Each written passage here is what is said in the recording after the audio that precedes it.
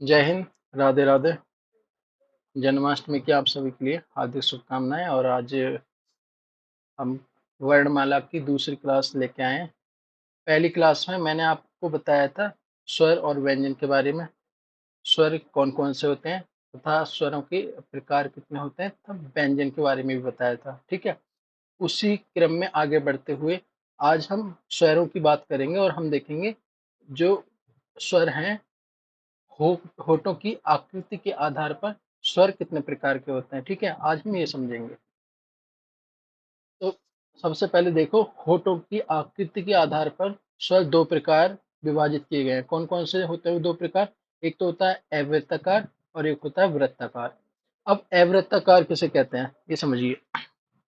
अवृत्ताकार, वृत्त कहते हैं गोल को, ठीक है। और ए मतलब जब ए लग जाता है किसी के आगे तो उसका होता है निषेध, मतलब कि जो गोल ना हो। अवृत्ताकार उसे अवृत्ताकार कहते हैं, ठीक है, जो गोल ना हो। दूसरा होता है वृत्ताकार, अर्थात जो गोल हो, जिसका आकार गोल हो। और अवृत्ताकार जिसका आकार गोल ना हो। अब इनके आधार पर हमने स्वरों को विभाजित किया है। सबसे पहले समझेंगे अवृत्ताकार। देखिए, अवृत्ताकार जिन स्वरों के उच्चारण पर होठ गोल, गोल मतलब वृत्ताकार न हो, ध्यान रखिए, न न होकर फैले रहे, उसे अवृत्ताकार स्वर कहते हैं। ये इसकी डेफिनेशन है, बड़ा ही आसान है समझना। बस इतना ध्यान रखिए कि जो स्वरों का उच्चारण, जिन स्वरों का उच्चारण हम करते हैं तथा हमारे होठों की आकृति गोल ना हो, तो वो जो स्वर होंगे वो अवृत्ताकार की कैटेगरी में आएंगे, अवृत्ताकार की श्रेणी में आएंगे। वो कौन कौन से हैं? यहाँ देखिए, ए, आ, ई, बड़ा ई, ए, आई। कितने हो गए? ये 6 स्वर हो गए, ठीक है, 6 स्वर हो गए। ये अवृत्ताकार हैं। अब इसी का जब हम उल्टा देखें, यानी कि वृत्ताकार, अब भाई वृत्ताकार का अर्थ हुआ जिसका आकार वृत्त हो, अर्थात गोल हो, उसे वृत्ताकार कहते हैं। अब वो कौन कौन से होंगे? जिन स्वरों के उच्चारण पर होठ गोल वृत्ताकार होते हैं उसे वृत्ताकार स्वर कहते हैं। समझे? अब देखिए, वृत्ताकार स्वर के अंतर्गत कौन कौन से आते हैं, जैसे उ, बड़ा ऊ, ओ और ओ।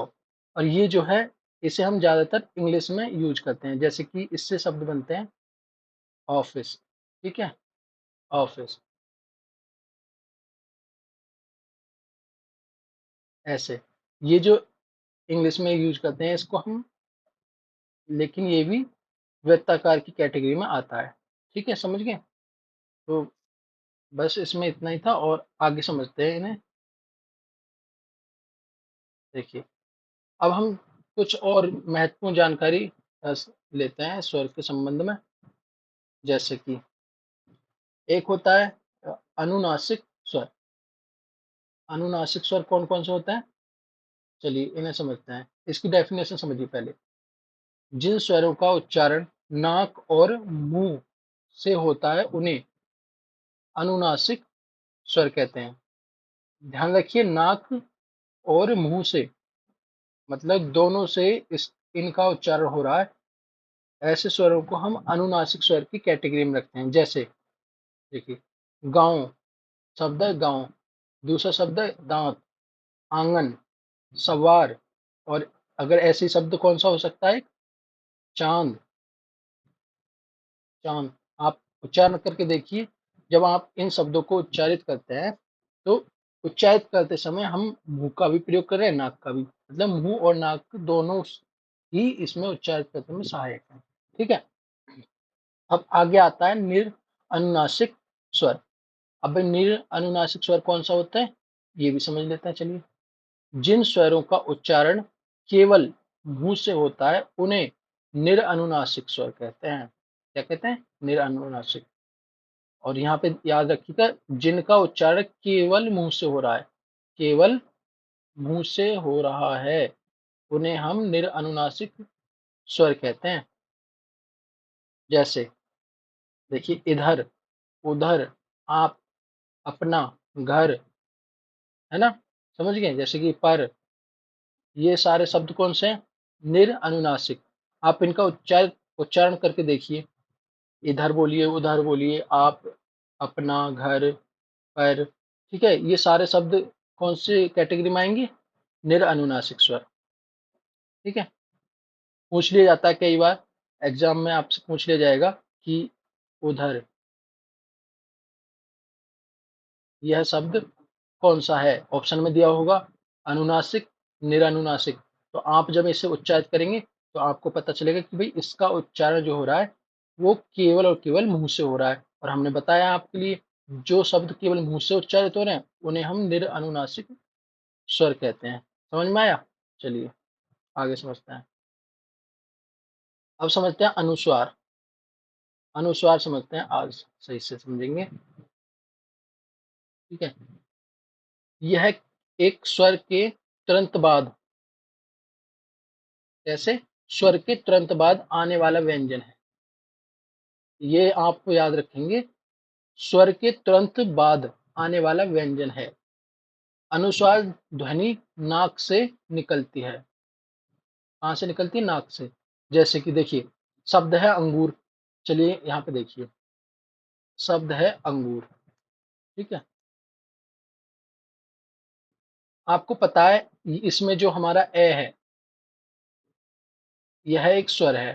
ठीक है, और इस पे हमने ये लगा रखी है बिंदी। ठीक है, जैसे अनुसार कहेंगे। ठीक है, ए हमारा स्वर हो गया, और हमने डेफिनेशन में क्या बताया?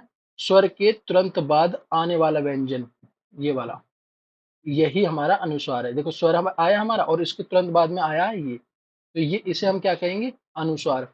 और शब्द बन गया कोई, इससे कोई भी शब्द जैसे बन रहा है अंगूर। आगे शब्द क्या है? एक अंगद। ठीक है, ए हमारा स्वर हो गया, इसके तुरंत बाद आया है अनुस्वार, ये वाला। ठीक है, ऐसे ही एक शब्द है कंगन, सॉरी, कंकन, या कंगन भी हो सकता है। क्या है हमारा? ठीक है, क्या के बाद ये आ गया, यह एक स्वर के बाद आने वाला व्यंजन हो गया। ठीक है, अब आगे समझते हैं विसर्ग। ठीक है, विसर्ग क्या होते हैं? यह एक व्यंजन है, विसर्ग भी व्यंजन है, और अनुस्वार की तरह स्वर के बाद आता है। इसका उच्चारण है की तरह होता है। हिंदी भाषा में इसका उपयोग कम होता है, परंतु संस्कृत भाषा में इसका प्रयोग अधिक होता है। समझिए, जो विसर्ग है ना, इसका प्रयोग हिंदी में तो कम होगा, लेकिन संस्कृत में अधिक होगा, है ना। और इसका जो उच्चारण होता है वो है की तरह होता है। कैसा होता है? की तरह। है की वॉइस में होगा, है की आवाज में होगा। जैसे कि मन कामना, मन, मन है, ऐसा बोलेंगे सब, मन है कामना, ये हमारा विसर्ग हो गया। ठीक है, एक शब्द आया पै पान, पै पान, ये यहाँ पे विसर्ग हो गया। एक आया अतः, आप देखिए बोल के अतः, ये जो है हमारा विसर्ग है। ऐसे शब्द स्वतः है, इसमें भी विसर्ग लगा हुआ है और है की भांति उच्चारित हो रहा है।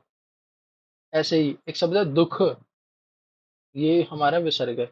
ये सारे शब्द अत्यधिक संस्कृत में होते हैं, ज्यादातर संस्कृत में देखने के लिए मिलते हैं, और ये इसमें विसर्ग जो लगा होता है, ठीक है, ये है की भांति, है की तरह उच्चारित होता है। चलिए आगे समझते हैं। अब देखिए, कई बार मन में आता है कि भाई अनुस्वार और अनुनासिक में अंतर क्या है। कई बार आपके मन में आया होगा, इसमें ज्यादातर लोग कंफ्यूज रहते हैं। ठीक है, आज हम इसे समझते हैं, इसमें क्या अंतर है। चलिए, अनुनासिक स्वर के उच्चारण करते समय नाक से कम और मुंह से अधिक सांस निकलती है। मतलब कि जब अनुनासिक स्वरों का उच्चारण करेंगे ना हम, तो नाक से तो कम और मुंह से अधिक सांस निकलती है। जैसे एक शब्द है गांव, आप गांव बोल के देखिए, तो नाक से कम निकल रही है वायु। ठीक है, और मुंह से अधिक, आंत, एक शब्द है आंत। ऐसे ही आंसू, मुंह से अधिक निकल रही है ना। चिड़िया, मुंह से अधिक वायु निकलती है। ठीक है, और इसमें ध्यान ये भी देना होगा, इन सब में चंद्र बिंदु लगा है, ठीक है, इसे हम चंद्र बिंदु कहते हैं। अब दूसरा देखिए, परंतु अनुस्वार का उच्चारण करते समय नाक से अधिक और मुंह से कम वायु निकलती है, ठीक है। जैसे अंश, शब्द है अंश, और एक है अंक, पंच, अंग, ये सारे जो है, ये जो बिंदी लग रही है, ये आपके लिए दिख रही है, इसे हम अनुस्वार कहते हैं, ठीक है, अनुस्वार। और जब हम इनका उच्चारण करते हैं तो नाक से अधिक वायु निकलेगी और मुंह से कम निकलेगी, तो ये हमारे अनुस्वार हो जाएंगे। समझ में आया? देखो, अनुनासिक हमने यहाँ पे समझे थे, ये सारे शब्द ये हमारे अनुनासिक की कैटेगरी में। और जब अनुस्वार की बात करेंगे तो अनुस्वार में नाक से अधिक निकलेगी वायु और मुंह से कम निकलेगी, ठीक है। एक मिनट, देख लीजिए, ये सारे शब्द जो हैं ये अनुस्वार हैं। ऐसे ही कुछ शब्द तत्सम के सॉरी कुछ शब्द के तत्सम रूप में अनुस्वार लगता है और तद्भव रूप में अनुनासिक लगता है, ठीक है, ये याद रखिएगा। जैसे कि अंगुष्ठ हो गया, है ना, और इसका ये अंगुष्ठ हमारा क्या तत्सम शब्द है, और अंगूठा इसका तद्भव हो गया। अब एक शब्द है दंत, ये हमारा तत्सम है और दांत हमारा तद्भव है। आत्र, ये तत्सम है और इसका आंत जो है, माफी चाहेंगे इसमें, आंत जो है इसका तद्भव शब्द हो गया, ठीक है। चलिए थोड़ा और समझते हैं। अब देखिए, इसमें बच्चे कई बार कंफ्यूज रहते हैं। स्वर की मात्राएं, हम्म, कितनी मात्राएं होती हैं, यहाँ पे समझिए। जो हमारे स्वर हैं वो हमने आपको बता रखा है कितने होते हैं। स्वर कितने होते हैं? 11, है ना। और कौन कौन से होते हैं? ए, आ, ई, बड़ा ई, उ, बड़ा ऊ, री, ए, ऐ, ओ, औ। ये हमारे 11 स्वर हो गए, ठीक है। और जब हम मात्रा की बात करेंगे तो इसमें देखिए मात्रा, देखिए ध्यान रखिए, ए की कोई मात्रा नहीं होती, ए की कोई मात्रा नहीं होती। अगर पूछा जाए एग्जाम में कि वह कौन सा स्वर है जिसकी कोई भी मात्रा नहीं होती, तो आपका जवाब क्या होगा? वह ए है। याद रखेंगे, ए की कोई मात्रा नहीं होती। और अगर हम अन्य स्वर की बात करें तो देखिए, जैसे कि हमारा ए हो गया, सॉरी, आ है, आ की मात्रा तो भाई ये है, ये जो है आ की मात्रा है, ठीक है। ऐसे ही अगला स्वर जो है ई है, और ई की मात्रा ये होती है, इसे छोटी ई बोलते हैं, ठीक है। दूसरा है आगे बड़ा ई, और बड़ा ई की मात्रा हमारी ये होती है, ठीक है। इनके शब्द भी देख लेते हैं साथ ही साथ। देखो, यहाँ पे ए की कोई मात्रा नहीं थी, तो जैसे कि कै है, भाई कै में कोई मात्रा नहीं है, और इसमें शब्द जोड़ दिया, दूसरा वर्ण जोड़ दिया हमने मैं, तो इनसे बन गया कम। जैसे कि इसमें कोई मात्रा है कै में? नहीं। ऐसे ही अगर हम कै ले, कै में हम मात्रा जोड़ दें किसकी? आ की, तो ये हो जाएगा काम। ऐसे ही कै में छोटी ई की मात्रा जोड़ दें और शब्द बनाएं किस लिए, ठीक है। ऐसे ही बड़ी ई की मात्रा जोड़ें किसी वर्ण में, तो जैसे कि ख में जोड़ दिया हमने, तो ये क्या हो गया? खीर, है ना। अब छोटा ऊ, इसकी मात्रा क्या होती है? ये होती है, इसे छोटा ऊ कहते हैं। जैसे कि इससे शब्द और भी बनते हैं, जैसे कि, है ना, एक है रूप, और जैसे कि यहाँ पे लिखा है गुलाब, ठीक है, इसे हम छोटा ऊ कहते हैं, है ना, इससे शब्द बन गया गुलाब। ऐसे बड़ा ऊ, ये बड़ा ऊ है, इसकी इस ऊ की मात्रा ये होती है बड़ा ऊ, और इससे शब्द बनता है इसे भूल, ठीक है। हम इसको ये नहीं लिख सकते, जैसे कि ये ऐसे नहीं लिख सकते। क्यों नहीं लिख सकते? क्योंकि भूल शब्द में बड़ा ऊ लगता है और बड़े ऊ की मात्रा ये होती है। समझ में आया? तो याद रखिए, वर्तनी संबंधी अशुद्धियां कई बार इसी वजह से हो जाती हैं। ये नहीं लिख सकते, हम इसे ऐसे ही लिखेंगे, ओके। ऐसे ही री, री की मात्रा क्या होती है? ये वाली री, और इससे जैसे शब्द बनता है ऋण, तय में ये जोड़ दिया री, और ये शब्द बन गया इससे ऋण। और ये है ए की मात्रा ए, ठीक है। इससे कोई शब्द बनेगा जैसे केस, और ये है आई की मात्रा, आई में दो मात्रा होती हैं, ठीक है। और इससे कोई भी शब्द बनेगा जैसे है, ठीक है, शब्द बन गया है। अब ओ की मात्रा से कौन सा शब्द बन सकता है, ओ। अगर मानो हमने च में ओ जोड़ दिया, एक ही एक लगेगा, एक गलत है, ठीक है। एक ही मात्रा, जोड़।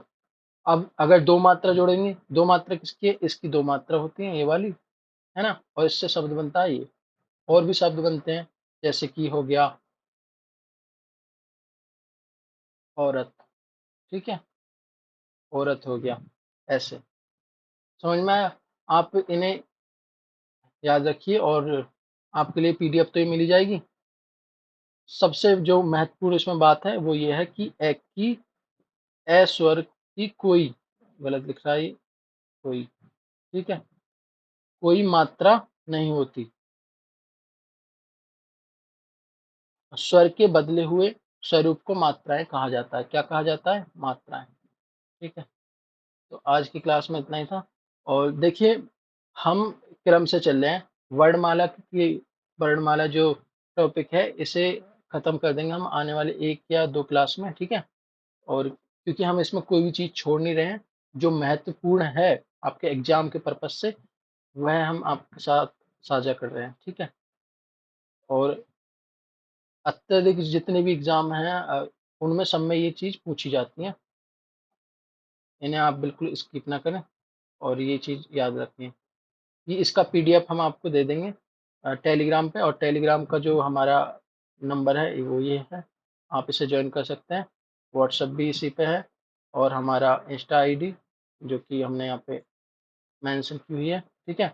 ऐसे ही हमारे यूट्यूब चैनल आपको ये पता ही है, जिस पे आप जुड़े हुए हैं, आप भी जुड़ें और उसे भी कहें, ठीक है। और अगर आपके लिए कंटेंट अच्छा लग रहा है, पसंद आ रहा है, तो प्लीज़ सब्सक्राइब भी करें, ठीक है। और लाइक शेयर कमेंट जरूर करें। आपके इस सब्सक्राइब करने के इशारे से हम समझेंगे कि हम बेहतर कर पा रहे हैं, और हमारा उत्साह बढ़ेगा, हम इसी प्रकार आपके साथ जुड़े रहेंगे। Thank you. आज की वीडियो में इतना ही। कल मिलते हैं नए टॉपिक के साथ, वर्णमाला की कुछ और जानकारी के साथ, ठीक है।